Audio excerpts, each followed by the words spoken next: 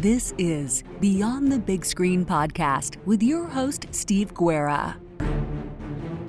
Here is another Beyond the Big Screen teaser for episodes coming soon. I hope you enjoy and definitely tune in for the full episodes. If you want to learn more, you can head over to beyondthebigscreen.com. You can support Beyond the Big Screen on Patreon and Subscribestar. By joining on Patreon and or Subscribestar, you can help keep Beyond the Big Screen going and get many great benefits. Benefits include advertisement-free content, bonus content, and early access.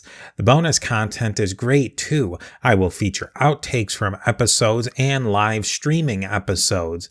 If you join at the executive producer level, you will become just that, an executive producer of Beyond the Big Screen. You will be able to develop ideas for upcoming episodes, help find great guests, and of course have your name mentioned at the beginning or end of each episode. You won't just be a supporter, you will be a critical member of the team.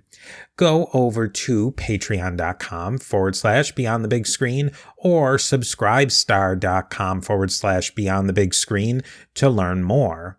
If you have any questions, comments, or feedback, send me an email to my email address, steve@a2zhistorypage.com, or follow us on social media by searching for A2Z History. I will see you next time Beyond the Big Screen.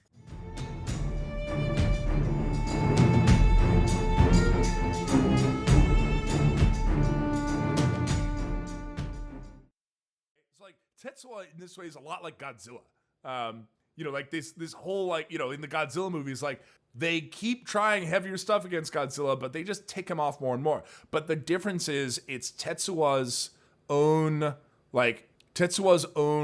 rage and, I don't know, and just general lack of control, like, then causes him to, in this way that it's clearly extremely painful and terrible, morph into this exploding thing. And then the ESP kids come and basically he tries to find Akira because Akira can help him, but Akira is actually a bunch of jars now in this cryo chamber. And then it's like, it's too late. There's nothing you can do. And there's a big explosion, and like the ESP kids kind of like take him to another universe because, like, I don't know, all that ESP power actually is a big bang. And Neo Tokyo is destroyed, and the people who are left have to like deal with the fact that like they got nuked. And so that's the plot, right? And it's like, what, why this any like, and I think as Western audiences, we often expect a plot to have like, oh, it's like, it's your character or your choices that lead to, this very Greek style of tragedy. If it's going to be a tragedy, it's got to be a Greek tragedy. Your choices led to this, right? Or your character or your flaws led to this. Whereas like with Tetsuo, it's just like, he didn't want any of this. It just happened to him, and it just happened to Neo Tokyo. So for a Western audience, it seems very much like a series of things that happen. Whereas, like, I think we'd see, and like how much of it is an allegory for the Second World War, I don't know,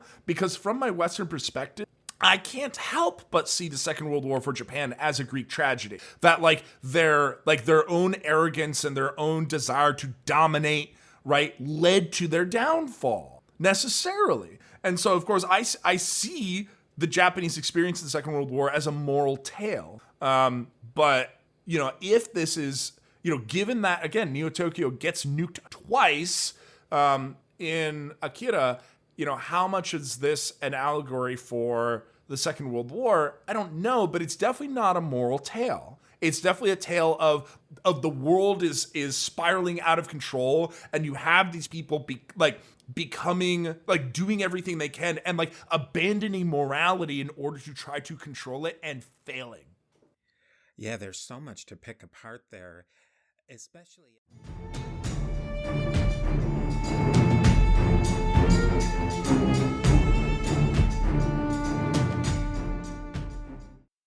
Joseph Campbell was a mythologist. He was a professor at Sarah Lawrence College. And so he taught on a daily basis. He had classes. He taught to undergraduate students. And near to his death, he did an interview with Bill Moyers, The Power of Myth, that became famous after his death. But before his death, he died, he wrote this book called The Hero of a Thousand Faces. Most people under the age of 25, or between, let's say, 15 and 25, know Joseph Campbell more than Jung, because high schools use these archetypes, these characters, the hero, the teacher and the apprentice, the damsel in distress, the trickster, and they study literature with this framework that Joseph Campbell provided. Now, you knew Jung, which is interesting, because in high schools they don't talk about Jung. Jung was a Swiss psychoanalyst, and he formulated concepts, this mythology and the archetypes that Joseph Campbell drew upon. In the prologue of his book, The Hero of a Thousand Faces, Campbell says, if we're going to study myth, we really have to look into the human psyche, and depth psychiatry, depth analysis is the way to do it, as forwarded by Jung.